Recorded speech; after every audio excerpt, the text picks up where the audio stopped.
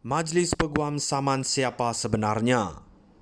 Dunia perundangan Malaysia gempar apabila Majlis Peguam memfailkan semakan kehakiman untuk mencabar keputusan Lembaga Pengampunan yang mengurangkan hukuman penjara dan denda terhadap Datuk Seri Najib. Badan Peguam memfailkan permohonan kebenaran itu melalui firma guaman Amir N. Rajpal Gai. Ia menamakan Lembaga Pengampunan Wilayah Persekutuan Kuala Lumpur, Labuan dan Putrajaya serta Datuk Seri Najib sebagai responden pertama dan kedua. Badan Peguam memohon pengisytiharan bahawa keputusan Lembaga Pengampunan menyalahi undang-undang, tidak berperlembagaan dan tidak sah. Badan Peguam memohon perintah sekretari terhadap lembaga terbabit untuk membatalkannya.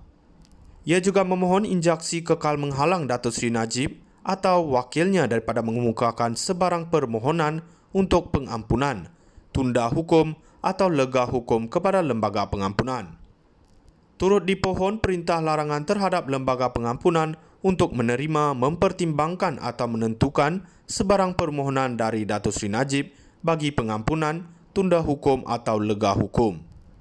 Bekas Hakim Mahkamah Rayuan Hamid Sultan Abu Bakar berkata permohonan sebegitu tidak pernah berlaku sebelum ini. Tuntutan itu telah menjejaskan hak perlembagaan tertuduh atau banduan. Hak perlembagaan atau undang-undang banduan mesti dihormati sebagai prinsip asas kedaulatan undang-undang.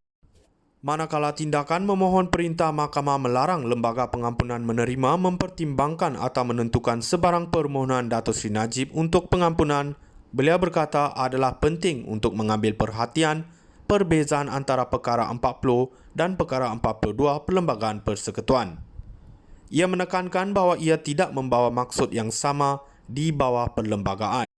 Perkara 40 menyatakan fungsi yang di-Pertuan Agong, manakala perkara 42 menyatakan kuasa baginda yang diberikan di bawah perlembagaan. Perkara 42 memberikan kuasa mutlak kepada Yang di-Pertuan Agong untuk memberikan pengampunan yang juga selaras dengan penghakiman mahkamah. Oleh itu, kuasa pengampunan tidak akan berasas untuk tujuan semakan kehakiman.